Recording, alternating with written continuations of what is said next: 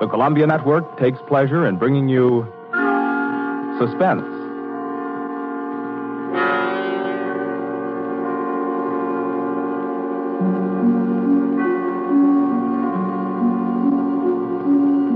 Suspense, a new series of programs with one strict purpose in view, your entertainment. Each week at this time, CBS sets aside 30 minutes to excite you, to mystify you, and on occasion to horrify you with a catalog of the world's great thrillers, dramas from the stage and screen, from fiction and radio, dramas that bring you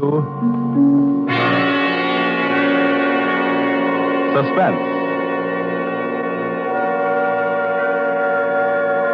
This, the second offering of a new series, is a unique one. Certainly, it is one of the very few pieces of suspense literature that somehow manages to tickle your funny bone while busily engaged in, make no mistake, though, nobody's kidding. CBS presents its adaptation of John Collier's well-known short story, Wet Saturday.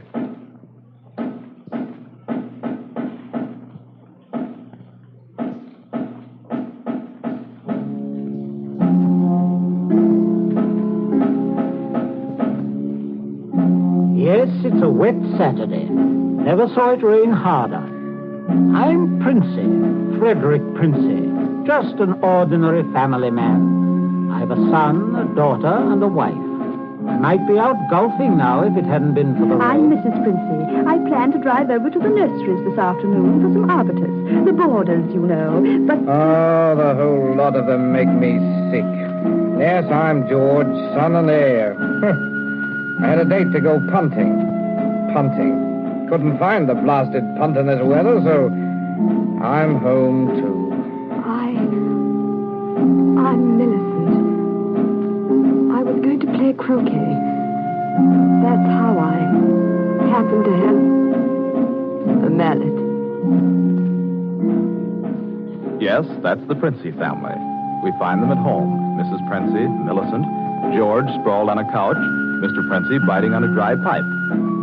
Their living room is dull and overstuffed. Rain beats at the windows. They are any middle-class family at home on a wet day, except for one small item. As you sit with them in the living room, you can see through the door to the sun porch a pair of men's feet, encased in black boots. They look like the feet of a curate. There's a tenseness in the room. The air is charged with excitement, but the feet are very still. Don't keep staring at them. Listen to me, all of you. Don't you see? They'd hang her. That's what they do. They'd hang her. Oh, Fred, it's too awful. Awful? It's catastrophic. A supposedly sweet, gentle, intelligent girl, respected, loved by the whole village, doing a thing like this. Think of the publicity, the disgrace. You think I'm going to resign from the bench, the vestry, sell out and live in some foggy hotel abroad? Oh, no. No, I'll kill myself. I will. Don't be a fool. Any more than you have been, the governor means. Be quiet. Wouldn't be so bad if it were you. Everybody in the village knows you're not responsible. George. Yes? Get off that couch. Sit up on your spine. You might be of a little use here if you could think. Listen, Governor, this isn't my funeral. Oh, shut up. As long as I can remember, George, you've been a trial and a tribulation to me. Oh, I can't stand it. You've got to stand it, my dear. And keep that hysterical note out of your voice. Do you hear? Yes. We are talking about the weather. Now, George. Yeah? George, if he fell down the old well, say, striking his head several times, what about it, eh? I really don't know, Governor. What about it? Don't be an ass. I'm asking you to think. He'd have had to hit the sides several times in 30 or 40 feet and at all the correct angles. No, I'm afraid not. We'll have to go over it all again, Millicent. Oh, no, Father. No. I couldn't. Millicent, We must go over it all again. Oh, Fred, you're torturing her. Oh, face facts, mater. With him lying there, there's no use pretending it's a picnic. They might hang you, Millicent. Oh, stop that shaking. Stop it here. You must stop it. You must keep your voice quiet. Millicent, we are talking of the weather. Now, we will proceed. I can't. Not with those boots. Oh, should have thought of those boots, Millie. I'm not moving them. Oh, sit up, George. Stop shuffling your feet. Now, Millicent, look at me. Answer me truthfully, you hear? Answer me. You were in the croquet court. Yes. Who knew you were in love with this wretched curate? Who? The whole village. They've been sniggering about it at the pub for 3 years past. What a filthy mess. Millicent, we continue. You were on the croquet court. Yes. You were putting the croquet set into its box. Yes. It was starting to rain. I was carrying the balls and mallets into the sun porch. The box was there. You heard someone enter the garden gate and come across the yard? Yes. Could you see who it was? Oh, not at first. I was going into the sun porch. I threw down all the mallets but the red one and turned around. It was Withers? Yes. So you called him? Yes. Loudly? Did you call him loudly? Could anyone have heard? No, Father, I'm sure not. I didn't really call him. I just spoke his name. He saw me as I went to the door. He just waved his hand and came over. How can I find out from you whether there was anyone about? Whether he could have been seen? I'm sure not, Father. I'm quite sure. So, you both went into the sun porch? Yes. It was raining hard then. What did he say? He said, "Hello, Millie," and excuse his coming in the back way, but he set out to walk over to Liston. Yes? And he said, passing the park, he'd seen the house, and suddenly thought of me. And he thought he'd just look in for a moment. He had something to tell me. Go on. He said he was so happy. He wanted me to share it. He'd heard from the bishop he was to have a vicarage. And it wasn't only that. It meant he could marry. Then he began to stutter, get all confused. And of course, I thought he meant me. Don't tell me what you thought. Tell me exactly what he said, nothing else. Well...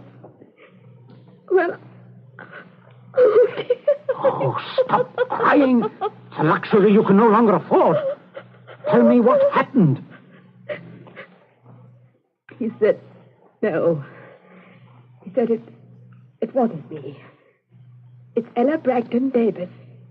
And he was sorry and all that. Then he went to go. And then? I went mad. He turned his back. I had the red mallet of the croquet set in my hand. I forgot to drop it in the box when he came. Did you shout or scream? I mean, as you hit him? No, I'm sure I didn't. Did he? Come on, speak up. No, Father. And then? I threw it down. I came straight in here. I went to look for Mother.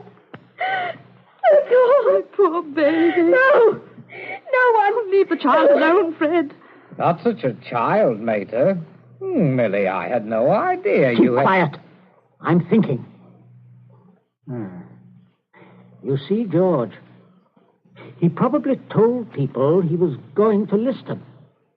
Certainly no one knows he came here, for he didn't decide until he crossed the park. He might have been attacked in the woods. We must consider every detail. A curate with his head battered in. Don't, Father, don't. A curate, head battered in. Now, who would want to kill Withers? Kill Withers? Well, I would with pleasure. How do you do, Mrs. Princey? Captain Smalley. Oh, sit down, pray. Mustn't get up for me, Mrs. Princey. You either, Millicent. My word. Just being neighborly on a bad day. I wanted to ask you about those dahlia bulbs, Princey. Took a shortcut on account of the rain and walked right in. Knew you wouldn't mind. Oh, he heard you, Father. My dear, we can all have our little jokes. Don't pretend to be shocked. This way, Smollett. This chair, facing the fireplace. Sit down, Mother. Just straightening the curtains to the sun porch, dear. It looks so gloomy out there. Might as well shut the rain out. Just talking about a little theoretical curate killing, Smollett. You know, young people these days like thrillers. Parsonicide. Justifiable parsonicide. Have you heard about Ella Bragdon Davis? I shall be most properly laughed at. Why? Why should you be laughed at, Smollett? No, and a shot in that direction myself. She half said yes, too. Hadn't you heard? She told most people. Now it'll look as if I got turned down for a white rat in a dog collar. Oh, too bad. Oh, fortune of war. Yes, fortune of war. Odd how it happens, isn't it? Sit down, Smollett. Millicent, console Captain Smollett with your best light conversation. You too, Mother. George and I have something to look at outside. There's this rain, you know, but it's bad, very bad. Come, George. Righto, Governor. Maybe we'll need raincoats, what? Oh, I don't think so. Just make yourself at home, Smollett. Make yourself at home. A cigarette, Captain Smollett? Thank you. Oh, nasty day to be going out. It's something about the old well, just off the sun porch door, you know. This terrible sodden weather seems to have loosened some of the stones. Oh, too bad. Dash too bad. Spoils the tennis and croquet, a day like this. Doesn't it, Millie? Oh, yes, it does. She was practicing out on the croquet court earlier, but, do pull your chair nearer the fire, Captain. It was so damp, we thought it would be cozy to light it. Thank you, I'm quite comfortable. I hope you don't feel too bad about Ella Davis. Can't always win. Can't see, though, what you women see in these bloodless clerics. Oh, I always thought Mr. Withers is a very charming man. Quite agree, but why should anyone want to marry him? You wouldn't want to marry him, would you, Millie? Not now. That is, are you? Oh, no, of course not. Smollett. Yes, Princess. Good Lord, man, you do come in on a fellow suddenly. Guess I did. Oh, don't mind this old double-barreled shotgun. Been working on it. Smollett, may I have your attention for a minute? There's something on the sun porch I'd like to show you. Why, yes. Yes, of course. Smollett, George and I went out to see if we could shoot some rats which have been driven out of the old well by the high water. Afraid they might get into the house. Now, you must listen to me very carefully. Very carefully, or you will be shot by accident. Princey, what's got into you? You heard me ask as you came in, who would kill Withers? You also heard Millicent make a comment, an unguarded comment. Well, what of it? Very little. Unless you were to hear that Withers had met a violent end this very afternoon. And that, my dear Smollett, is what you are going to hear. What? Withers? Yes. Who killed him? Millicent. Good Lord. Yes, it's a mess. And of course, you would have remembered and guessed. Maybe, yes, I suppose I should. Therefore, you constitute a problem. Why did she kill him? Oh, it's one of those disgusting things. Pitiable, too. She deluded herself that he was in love with her. Good heavens, Millie. Oh, yes, of course, I see. He had told her about the Davis girl. I understand. Now, I have no wish, as you will comprehend, that she should be proved either a lunatic or a murderess. I could hardly go on living here after that. I suppose suppose not. On the other hand, you know about it. Yes, I see that makes me a problem. You're wondering if I could keep my mouth shut.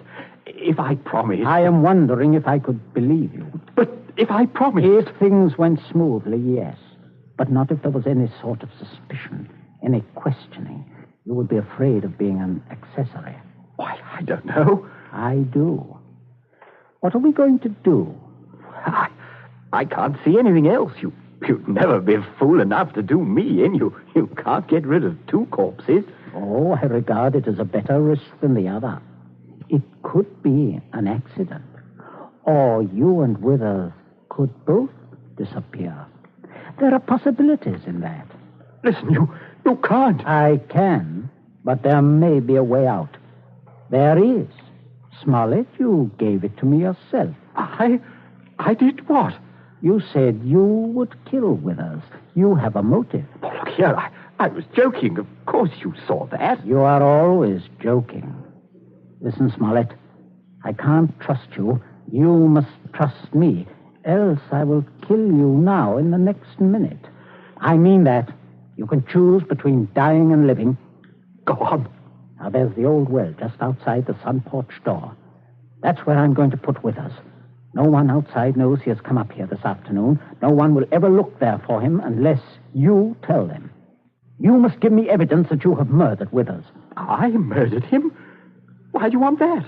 So that I shall be dead sure that you will never open your lips on the subject. I see.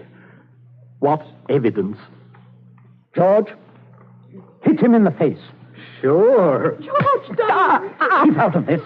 Oh, Captain, you should be more careful. Look what your teeth did to my knuckles. Again, George. Okay. Oh, I can't stand it. Oh, how can you? Keep quiet. You women, keep out of this. I'm sorry, Smollett, but there must be traces of a struggle between you and Withers. Then it will not be altogether safe for you to go to the police. But can't you take my word, man? I will when we are finished. George? Yes? Get the croquet mallet. Right, Governor. Take your handkerchief to it. In there, on the sun porch floor. Yeah. Yes, I got it, Governor. There, Captain. There's the weapon. As I told you, Smollett.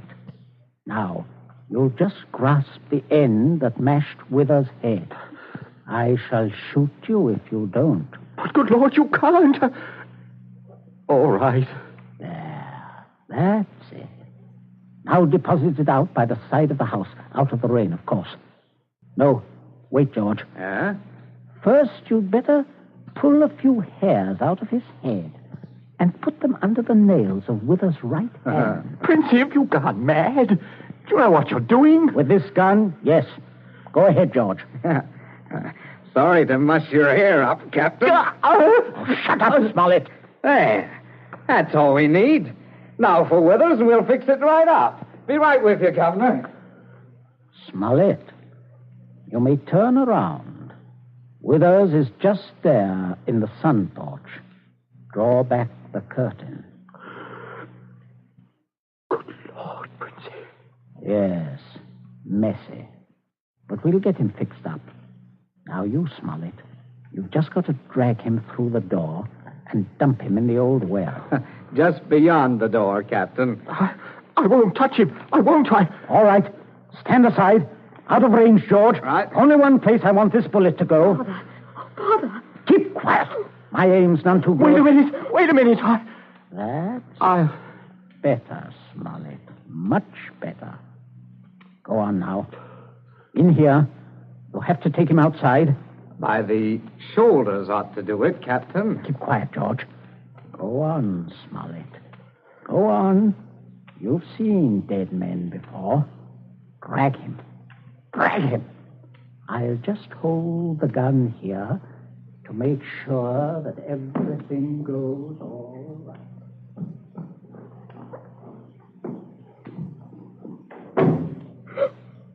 Oh, Mother, come away from the dim window, dear. Don't look. But Captain Smollett. Your father is a very resourceful man, Millicent. I'm sure what he's doing is right. But the Captain. I can't stand it. You mustn't question your dear father. I say, are you two still at it? There's enough trouble around here without blubbering. I'm not blubbering, George Princey. So, you see, Smollett, everything is perfectly safe. They'll never look in our well.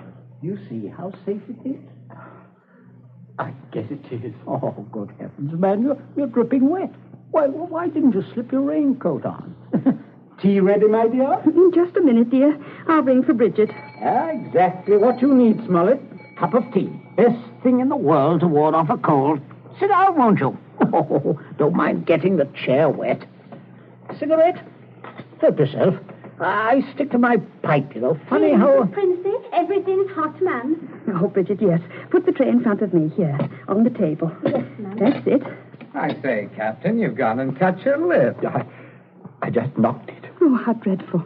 Here, Bridget, give the captain this cup. No, thank you. I rather think I'll be running along now, if you don't mind. Oh, Captain Smollett, without any tea? If you don't mind, Mrs. Princey, if I could just have my raincoat. Oh, I'll get it for you, Captain. Oh, this is very distressing, Smollett, very. Oh, I'll be all right presently, I'm sure. Here we are. Now, let me help you. Oh, thank you. Thank you, young man. There. Better go out the front way, Smollett. The walk is dry. Oh, let me hold the door for you, Captain. Don't worry, old fellow. Don't worry at all. No, Good afternoon. Nothing serious, I imagine. A little rest and he'll be as right as rain. By the way, Millicent, you're not looking any too well. No, not well at all. I'm sure it was that croquet court. Being outdoors in weather like this is simply foolhardy. The mater's right, Millie. You saw what happened to Captain Smollett. Oh, come along, dear. I shall give you a hot foot bath and put you to bed. And a couple of days in bed, and you'll be fine again. Get plenty of rest, Millicent, and don't worry about a thing. That's the best cure. Well, I guess I'll have a little rest too, Governor. It's a fine afternoon for a nap. Indeed it is, son. Well, enjoy yourself. I'll see you later. I'll see you all later.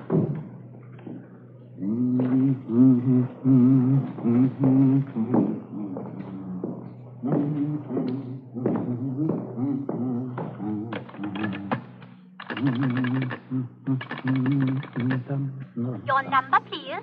Oh, would you get me to the police station, please? Police station? Right away, sir.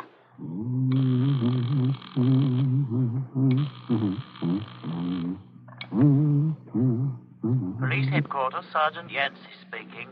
Oh, hello, Sergeant. This is Princey of Abbott's Road. I believe you know me. Oh, indeed I do, Mr. Princey. Sergeant, a horrible thing has just happened. Quite extraordinary. Murder, in fact. Murder? I'm afraid it looks rather bad for a close friend of ours, unfortunately. We saw him do it. I think you'd better send someone over right away. Well, our man should be there right about now, Mr. Princey. I beg your pardon? I say, our man should be there now. Constable Martin has his post right below your house there. Just rang in. Seems Captain Smollett was with him. Captain Smollett? He reported some rather queer goings-on at your place, but I certainly didn't understand it was murder. Just don't touch anything, Mr. Princey. And don't worry. Don't worry at all. No. I won't, Sergeant. Thank you. Governor, where are you? There's a man I'm right outside. here. Stop shouting. We have some visitors, Governor. Oh, yes. Yes, I can see that. Well, Constable, good afternoon. Good afternoon, Mr. Princey. And Smollett, I say what a remarkable fellow you are, coming back like this. Here to reenact the crime? Only the one against me, Princey. The one against the curate I'll leave to you people. Extraordinary sense of humor. Mr. Princey, I just had a look at what's in your well. Not a pretty sight, that. Not pretty at all. Yes, Captain Smollett was thorough, if nothing else. You saw him when he did it, sir, out in the back? Oh, quite. We were just returning from a walk. Smollett evidently had been laying for the curate, hiding out in those bushes by the road, I imagine. He was never inside this house? Never. And you say, Captain? I say that while I was inside this house, a guest of the family, I was coerced into dragging the curate's body outside and dumping it in the well. Well, there we are. Not entirely, Constable. I'll just remove my raincoat. There. And demonstrate how damp I got my clothes when I went outside without it. No. That's interesting, isn't it? Quite. He undoubtedly removed his coat at some point between here and your post. I might as well tell you that his weapon, a red croquet mallet, is out by the side of the house. I shouldn't be at all surprised, but that you'd find his fingerprints all over it. All over the end of the mallet, Constable. The end that mashed Withers' head. And not the end I'd have had to grasp in order to do the mashing. Governor. That's a decent try, Smollett. But it won't work. There must be other evidences, Constable. You'll undoubtedly find them when you examine the body. Oh, he means my hair under Withers' nails. Well, sir, if you look carefully, I believe you'll find a few of my precious hairs under his son's nails, too. Here, what are you trying to... Constable, this is an utter waste of time. So far as the violent struggle between Smollett and Withers is concerned, Smollett's face speaks for itself. Quite eloquently, I believe. Oh, but no more eloquently than your son's knuckles. As you see, Constable, a fresh abrasion. He did that on my teeth. Or did he? What? I say, or did he? He might have done that on Withers' teeth. Oh, I see. I see what you mean. But I didn't. Governor, he said Oh, keep still, you nitwit. Let me think. As a matter of fact, George, the more I think of it, the more I'm convinced it was your voice I heard. Quite a vigorous quarrel. Something about the curate jilting your sister. Oh, don't be ridiculous, Smollett. Very well, Princey. If your son didn't do it, who did? That's what I'd like to know. How about it, Mr. Princey? Well, that is a sticker, all right. George, my boy, it looks like you're elected. Elected? What do you mean? I didn't do it. Why, I had nothing to do. Keep your mouth shut, will you? I won't. I'm not going to take the blame for her. Millie did it. She did it with that mallet. I saw. You could prove that? Prove it? Yes. Her fingerprints on the mallet. The handle. Why, George, don't you remember when you made me touch the mallet? When you picked it up with your handkerchief? No, George, I'm sure you wiped that handle clean. Oh, well, I could hardly expect you to remember that if you can't even remember killing the curate. Governor, I told you to keep still. But, Governor, you're not going to turn me over. As long as I can remember, George, you've been a trial and a tribulation to me. Governor, You shouldn't have done it, son. You really shouldn't. No, George, that was definitely wrong.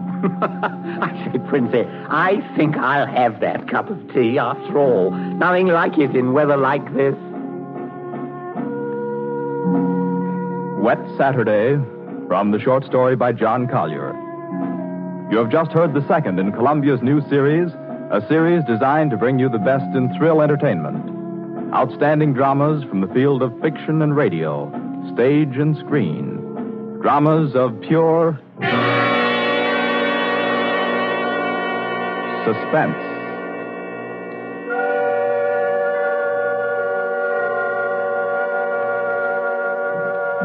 This Columbia feature is produced and directed by Charles Vanda, with script by Harold Medford and score by Bernard Herrmann.